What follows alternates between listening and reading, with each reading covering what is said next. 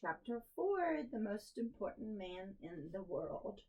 Luckily, Friday went by smoothly. Sorry to say, Saya didn't raise her hand, but Hooper did. Amazing, AJ actually whispered. Richie cleaned my cage. I tried to imagine him with a black mustache like his Uncle Aldo. Later, when Mrs. Brisbane asked him to name the capital of Kentucky, Richie said, "Hot dog." Everyone giggled, of course, especially stomping, giggling Gail, otherwise known as Gail Morgenstern. "Repeat that, please, Richie," said the teacher. Richie realized he'd made a mistake, so he tried again. "Frankfurter," he said. More giggles, explosive giggles. "Try reading again, Richie," said Mrs. Brisbane, who was on the verge of smiling herself. Frankfurt," he said proudly. That was the correct answer, by the way. So, you see, it wasn't exactly a bad day in room 26. It just that I was jittery, wondering what would happen to me when the bell rang. Would I be left alone, hungry, utterly forsaken for 2 whole days? Or would I be a captive in the haunted house of Miss Brisbane? At last, the bell rang, and the students flew out of the door like a flock of homing pigeons in a movie Miss Mack showed us.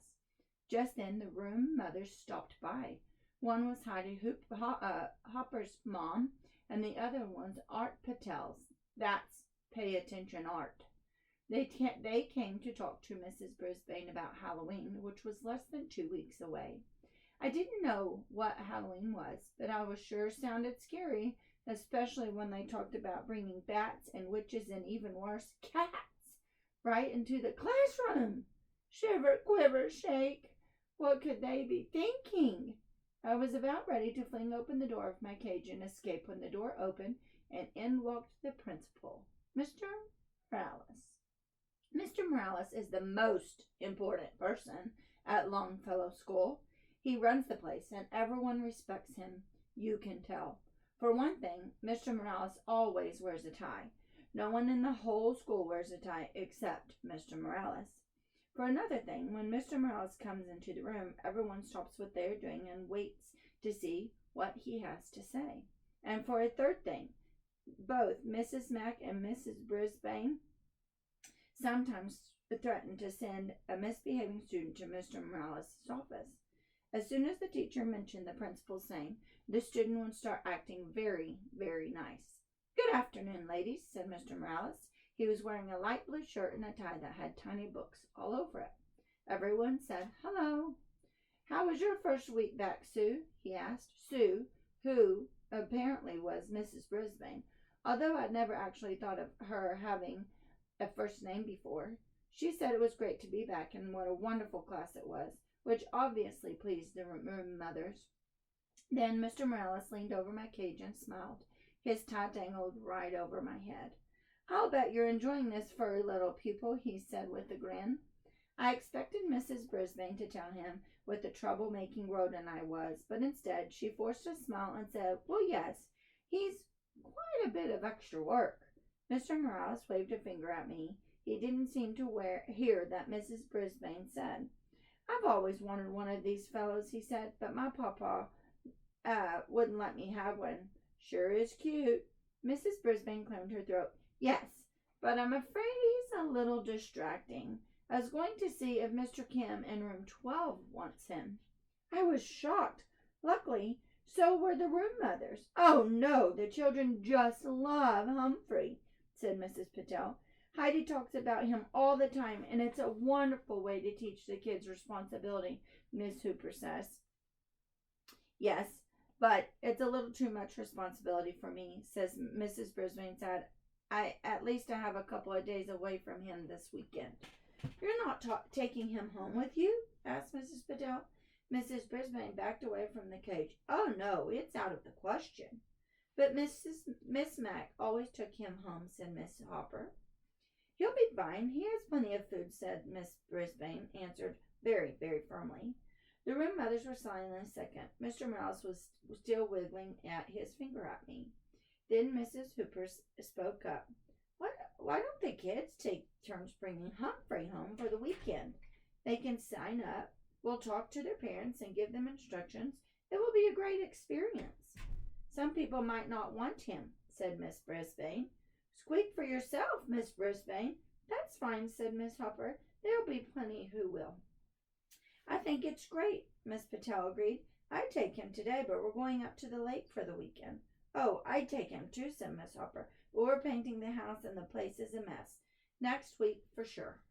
Yes, I could do it next week, Miss Patel agreed. Mrs. Brisbane smiled a fake smile. So who's going to take him this weekend? The room mothers looked at one another. I could make a few quick calls. Maybe the Aldis, Miss Patel suggested. Call, I squeaked. Suddenly, Mr. Morales stood up straight. I have a better idea, he announced. I'll take Humphrey home for the weekend. My kids will love him. Then, starting next week, you can have the students take turns. The three women were almost as surprised as I was. Don't worry, he'll be in good hands, Mr. Morales assured them. Well, I guess I would be. After all, I was going home with the most important person at Longfellow School. As he drove me to the house, Mr. Morales told me how he'd always wanted a hamster when he was a kid, but his dad always said they didn't need another mouth to feed.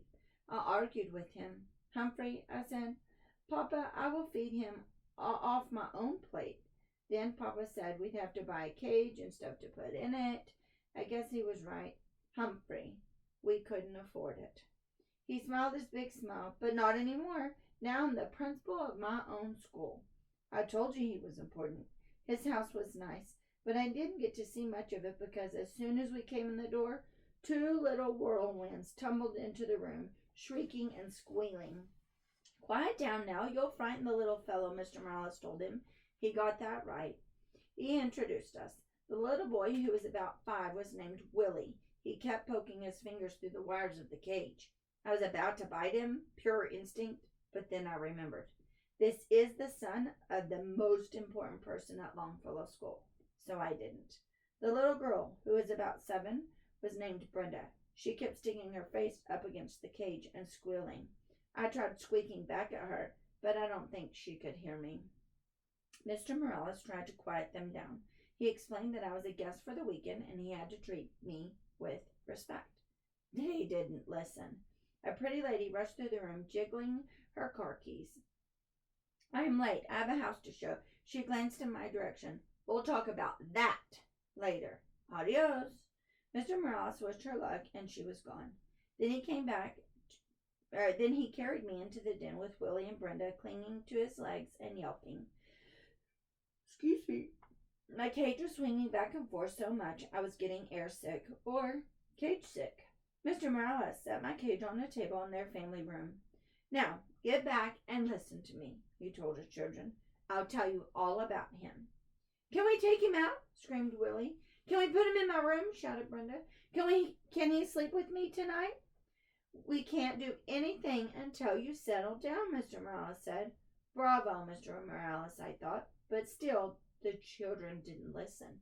The most important person at Longfellow School was not treated with respect in his own house. Willie lurched forward and swung open the cage door. Ooh, there's poo in there, he screamed. Where? Shrieked Brenda. Willie pointed to my potty corner, which I thought was unsqueakably rude of him. I want to hold him, said Brenda, grabbing me. She squeezed me so hard I let out a squeal. Stop, said Mr. Morales. Put him back right now. She opened her hand and dropped me onto the floor of my cage. Luckily, I landed in a pile of soft bedding. Luckily, I didn't land in my poo. I was a little dizzy, but I heard Mr. Morales send Willie and Brenda to their rooms. I will not allow you to mistreat an animal. Upstairs, doors shut. No playing until I say you can, he said. Suddenly, Mr. Morales didn't look so important. He slumped down in the chair next to my cage and loosened his tie. Now you know my secret, Humphrey. At school, everybody listens to me. At home, nobody listens to me, he said. Mr. Morales looked tired. Above our heads came the sound of a thumping and bumping. It sounded as if the ceiling was about to fall in. They're bouncing on their beds, Humphrey. Not supposed to do that either, he said. He slowly rose and went to the stairway in the hall. Willie, Brenda, stop that now, he yelled. Surprisingly, the thumping and bumping stopped. They listened, I squeaked when the principal sat down, but the thumping and bumping began again in a minute. I wish I knew what to do, he said. Some way to teach them a lesson. I nodded. A lesson is just what those children needed. And I was just the hamster to teach them. Tip 4. Never ever squeeze, pinch, or crush a hamster. If it runs away, squeals, or mutters, leave the hamster alone. Guide to the Care and Feeding of Hamsters, Dr. Harvey H. Hammer. Thank you. Have a blessed day.